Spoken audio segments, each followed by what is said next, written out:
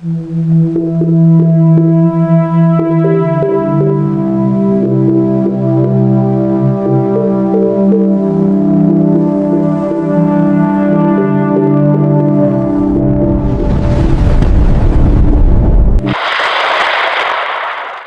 po ang pinakahuling update tungkol sa Super Typhoon Uwan ngayong Lunes, November 10, 2025. Ang bagyo ay may kategoryang Super Typhoon at nagtala ng pangalawang landfall sa Dinalungan, Aurora. Mayroon itong lakas ng hangin umaabot sa 185 km per hour at bugso na 255 km per hour. Kumikilos ito pakanluran sa bilis na 30 km per hour at huling namataan sa lalawigan ng Nueva Vizcaya kung saan kasalukuyan itong nananalasa. Base sa huling track and intensity na inilabas ng Pag-asa, inaasahang tatawid na ito sa kanlurang bahagi ng ating bansa mamayang 8 AM at makakalabas ng Philippine Area of Responsibility pagsapit ng gabi. Ngunit, inaasahan din na muli itong papasok sa PAR at maaapektuhan ang Hilagang Luzon, partikular ang Ilocos Norte, Apayao, Cagayan, kasama ang Babuyan Group of Islands at Batanes. Kaya patuloy naming pinaghahanda ang ating mga kababayan at hinihikayat na manatiling alerto sa mga bagong ulat panahon. Kasalukuyan din tayong may nakataas na Tropical Cyclone Wind Signal sa mga sumusunod na lugar. Tropical Cyclone Wind Signal number 5. Luzon, ang katimugang bahagi ng Quirino, Nagtipunan, ang timog silangang bahagi ng Nueva Vizcaya, Alfonso Castañeda, Dupax del Norte, Dupax del Sur, ang hilagang silangang bahagi ng Nueva Ecija, at ang hilaga at sentral na bahagi ng Aurora. Tropical Cyclone Wind Signal number 4. Luzon, ang timog kanlurang bahagi ng Cagayan, ang nalalabing bahagi ng Quirino, ang nalalabing bahagi ng Nueva Vizcaya, ang katimugang bahagi ng Apayao, Abra, Kalinga, Mountain Province, Ifugao, Benguet. Ang katimugang bahagi ng Ilocos Norte, Nueva Era, Badoc, Pinili, Corimao, Bana, Marcos, lungsod ng Batac, Paway, Dingras, Solsona, Sarat, San Nicolas, lungsod ng Lawag, Ilocos Sur, La Union, Pangasinan, ang nalalabing bahagi ng Aurora, ang nalalabing bahagi ng Nueva Ecija, ang silangan at sentral na bahagi ng Bulacan. Ang hilaga at silangang bahagi ng Tarlac, Camiling, San Clemente, Paniqui, Tirona, Victoria, Pura, Ramos, Moncada, San Manuel, Anao, La Paz, lungsod ng Tarlac, Santa Ignacia, Concepcion, ang silangang bahagi ng Pampanga, ang hilagang bahagi ng Zambales at ang hilagang bahagi ng Quezon. Tropical Cyclone Wind Signal number 3. Luzon, ang nalalabing bahagi ng mainland Cagayan, ang nalalabing bahagi ng Apayao, ang nalalabing bahagi ng Ilocos Norte, ang nalalabing bahagi ng Tarlac, ang nalalabing bahagi ng Pampanga, ang nalalabing bahagi ng Bulacan, ang nalalabing bahagi ng Zambales, Bataan, Metro Manila, Rizal, Laguna, Batangas, Cavite.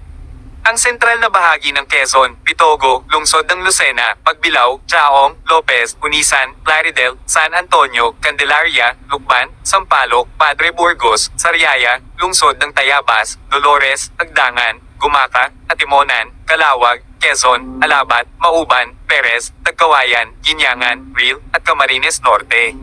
Tropical Cyclone Wind Signal number 2. Luzon, Babuyan Islands, ang nalalabing bahagi ng Quezon, Marinduque, Romblon, Oriental Mindoro, Occidental Mindoro kasama ang Lubang Islands, Camarines Sur, Catanduanes, Albay, Sorsogon, ang hilaga at sentral na bahagi ng Masbate, lungsod ng Masbate, Mobo, Aroroy, Balud, Mandaon, Milagros, Baleno, Uson, kasama ang Ticao at Burias Islands. Tropical Cyclone Wind Signal number 1. Luzon, Batanes, ang hilagang bahagi ng Palawan, Taytay, Dumaran, El Nido, Araceli, Rojas, San Vicente, kasama ang Calamian Islands, Cuyo Islands, at Cagayancillo Islands, at ang nalalabing bahagi ng Masbate. Visayas, Northern Samar, Eastern Samar, Samar, Biliran, Leyte, ang hilagang silangang bahagi ng Bohol, Talibon, Etafe, Bien Unido, Trinidad, Ubay, Rez. Carlos P. Garcia, Buenavista, San Miguel, Danao, Inabanga, Clarin. Ang hilaga at sentral na bahagi ng Cebu, Medellin, Daan Bantayan, lungsod ng Bugo, Tabogon, San Remigio, Tabuelan, Borbon, Sogod, Tuburan, Catmon, Carmen, lungsod ng Danao, Compostela, Liluan, Consolacion, lungsod ng Lapu-Lapu, lungsod ng Mandaue, Cordova, Asturias, lungsod ng Cebu, Balamban, lungsod ng Talisay, lungsod ng Toledo, Minlanilla, Dumanhog, Sibonga, Marili, lungsod ng Carcar, lungsod ng Naga, San Fernando, Pinamungahan, Aluginsan, Ronda. Kasama ang Bantayan at Camotes Islands, ang hilagang bahagi ng Negros Oriental. Ang hilaga at sentral na bahagi ng Negros Occidental, lungsod ng Escalante, Toboso, Sagay City, Cadiz City, Calatrava, Manabla, lungsod ng Victorias, Enrique B. Magalona, Silay City, lungsod ng Talisay, lungsod ng San Carlos, Salvador Benedicto, Murcia, lungsod ng Bacolod, Hinigaran, Isabela, Moises Padilla, La Castellana, Pontevedra, San Enrique, lungsod ng La Carlota, lungsod ng Bago, Valladolid, Pulupandan, Binalbagan, lungsod ng Himamaylan, lungsod ng Kabangkalan, Ilog, Guimaras, Iloilo, Capiz, Aklan, at Antique kasama ang Kaluya Islands. Pinapayuhan ng mga nabanggit na lugar na maging alerto sa malakas na hangin at ulan. Samantala, mayroon din tayong nakataas na gale warning sa mga sumusunod na lugar, Cagayan Valley, Isabela, Aurora, Quezon, Catanduanes, Camarines Sur, Albay, Sorsogon, Camarines Norte, Batanes, Babuyan Group of Islands, Northern Samar, Eastern Samar, Ilocos Norte, Ilocos Sur, La Union, Pangasinan, Masbate. Inaasahan ng taas ng alon na 2.8 hanggang 14 meters. Dahil sa taas ng alon, mayroon ding nakataas na storm surge warning sa mga baybayin ng Albay, Aurora, Bataan, Batangas, Camarines Norte, Camarines Sur, Catanduanes, Ilocos Sur, Isabela, La Union, Pangasinan, Quezon, Sorsogon, Zambales, Cagayan, at Batanes.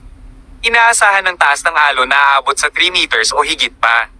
Orange warning naman sa baybayin ng Bataan, Batangas, Bulacan, Cavite, Marinduque, Masbate, Metro Manila, Pampanga, Quezon, Sorsogon, Antique, Palawan, Occidental Mindoro, Romblon, Oriental Mindoro, Aklan, Negros Oriental, na may inaasahang taas ng alon na 2.1 hanggang 3 meters. Yellow warning naman sa baybayin ng Dinagat Islands, Surigao del Norte, Eastern Samar, Zamboanga del Norte, Northern Samar, na may inaasahang taas ng alon na aabot sa 1.2 meters. Balikan natin ang bagyong ating minomonitor. Kapag ito ay nasa labas na ng PAR mamayang gabi, muli itong papasok at makaapekto sa hilaga ng ating bansa. Kaya pinaghahanda na natin ang ating mga kababayan sa Hilagang Luzon sa muling pagpasok ng Super Typhoon Uwan pagsapit ng Miyerkules.